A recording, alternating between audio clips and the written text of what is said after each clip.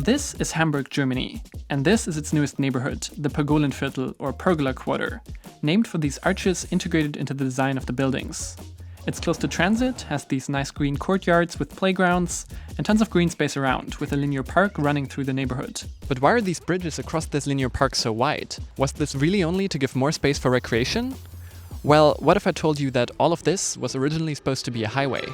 Geplant ist ein rund 440 Kilometer langes autobahnähnliches Straßensystem. Die ganze Idee ist grotesk.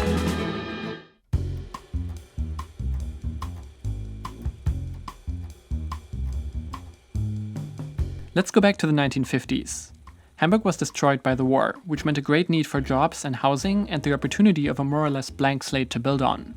Just as in most countries, Germany saw an explosive growth in private car ownership after the Second World War. For the planners of the time, that meant that new development needed to be fit for this exploding popularity of the automobile. Already at the time, commuters were feeling the stress of all of these cars filling up the old, narrow street network of the city. Hamburgs Kaufleute und Werftarbeiter, ob im Mercedes oder Gogomobil, verwandeln sich allabendlich in entnervte Spätheimkehrer. Zur Stunde des Büroschlusses stauen sich kilometerlange Autoschlangen auf den Ausfallstraßen der Innenstadt, verfilzen sich auf den Kreuzungen und rücken im Schritttempo kaum 100 Meter in 5 Minuten voran. To cater to the ever-growing demand for office space that was easy to reach by car, the city started by constructing the so-called East-West Street through the old city center. The project had been discussed since before the war, but had been inconceivable before large parts of the old center were destroyed by bombs and fires. Now that the central parts of the city were effectively a land of ruins, the old windy street layout and the buildings left and rebuilt after the war were wiped out for good, to make way for a 6-lane arterial lined with large office buildings. People in their cars should get the impression that they were driving through a modern metropolis. To this day, this is considered to be one of the less desirable places in the city, with lots of car noise and not so pleasant architecture. As a pedestrian, crossing the street can be quite a chore, which is especially problematic because you need to do just that when making your way from the city center to the riverfront. And just one street over, you can see what this area used to look like before it was destroyed, with charming crooked Hanseatic buildings and cobblestone streets.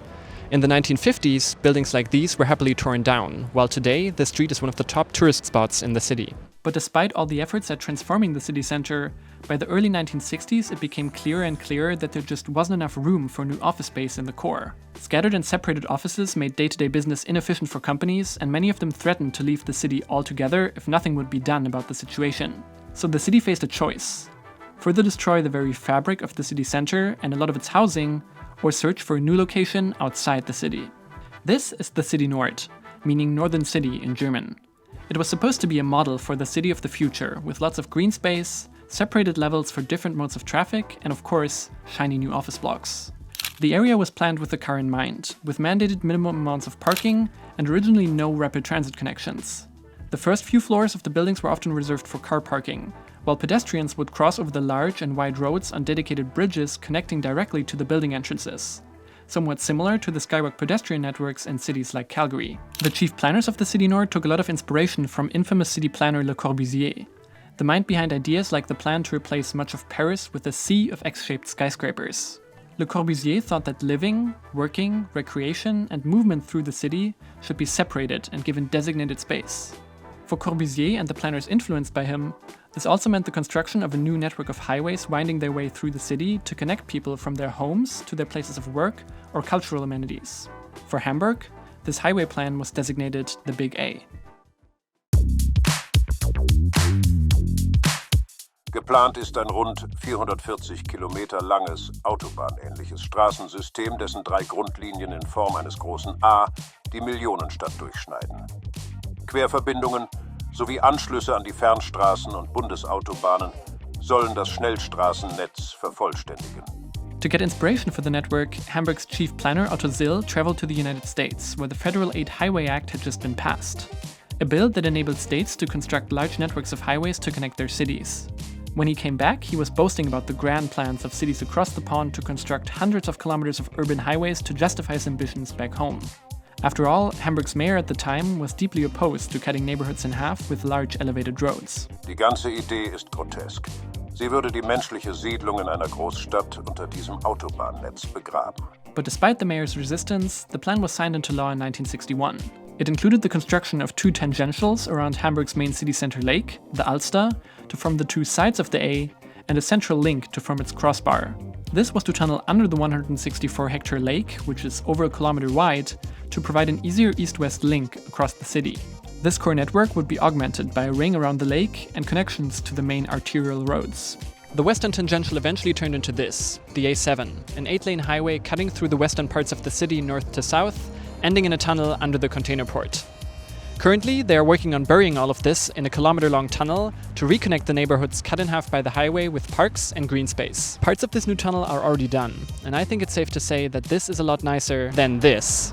The rest of the plan never fully materialized. The core route with its tunnel under the lake, which would have passed through some of the city's wealthiest and most picturesque neighborhoods, was never built. By the 1970s, it had become clear that the plans were not only way too costly, but they also faced massive opposition from local residents. But the eastern tangential, for which construction and setting aside of land had already started, turned into a phantom highway, whose traces you can still find today. The route would have started in the north, making its way by the airport and down a main arterial road. From here on, the route was to pass right by the new office district in the north. That's why these bridges are so wide and why the park they cross over is so linear. They were constructed for this eastern tangential highway to pass underneath, not to cross over green space, meaning all of these trees would have made way for a strip of asphalt. The route would have continued south from here until it eventually reached one of Hamburg's famous canals, which would have been covered over to make way for the highway.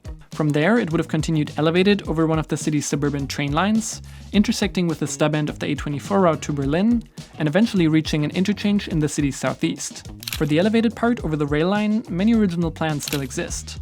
In Germany, the most up-to-date planning documents for an area remain current until the plans change. And even though the highway never came, nothing else was ever built here. The rail line has remained unchanged since those 1960s-era plans were drawn up.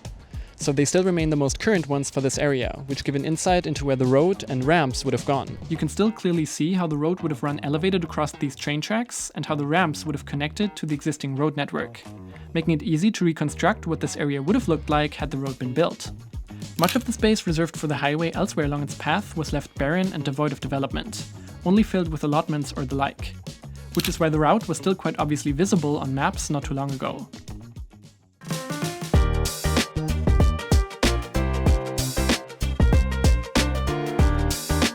Since the highway never came, it was eventually decided to take the land to construct new housing. The location was quite favorable, with good transit connectivity and proximity to jobs and the city's main park. The city has been working on developing the Pergolenviertel with its distinct arch design to the buildings since 2016. The brick facades also give a nod to the traditional style of architecture present in many of the city's older districts. The area is supposed to encourage a car-light lifestyle, with not nearly enough parking for every resident to own a car. It's connected by 2 suburban train stations with trains to the city and the airport every few minutes right along the edge of the neighborhood. On the other side is one of the city's cycle highways, taking up part of the space that was meant for the real highway, just in a much greener and quieter environment. When residents need a car to buy furniture or something, they should rely on car-sharing services available in the underground parking structures under the apartment buildings. But should really is the right word here. Currently, the lack of parking spaces in the building's garages rather leads to a lot of cars being parked outside on the neighborhood's still unfinished main square. This is also because residents are still largely waiting for those promised car-sharing options to appear, making them still reliant on their own car for occasions where the train or bike just doesn't cut it. And where all of these cars are supposed to be once all of the new streets and squares in the area are fully finished remains to be seen. But there are more bright spots. About 60% of the apartments are social housing, rented out for about half the market rate. And the green courtyards of the buildings feature playgrounds and make for a great environment for children to play. And while the city's new automated subway line currently being constructed won't go through the neighborhood directly, it will put trains to the center and the stadiums running every 90 seconds, just a short walk or bike ride away. Standing here now in between all of these buildings and trees, it's hard to imagine that the original plan was for me not to be able to stand here at all. Right underneath my feet would have been the median of the urban highway that was supposed to take the place of this neighborhood. The office park that this highway was originally supposed to connect to also turned out to be a rather large failure.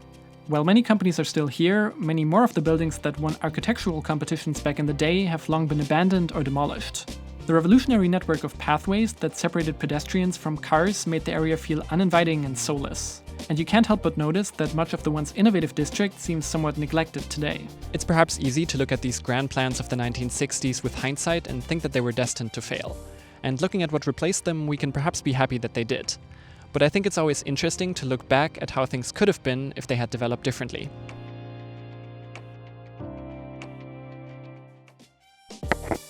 If you're interested in topics like this, then make sure to subscribe to the channel, as there are many more videos like this already planned. And if you know of more stories like this in the area that you live in, then make sure to drop them in the comments down below, and maybe they can serve as an anchor point for a future video.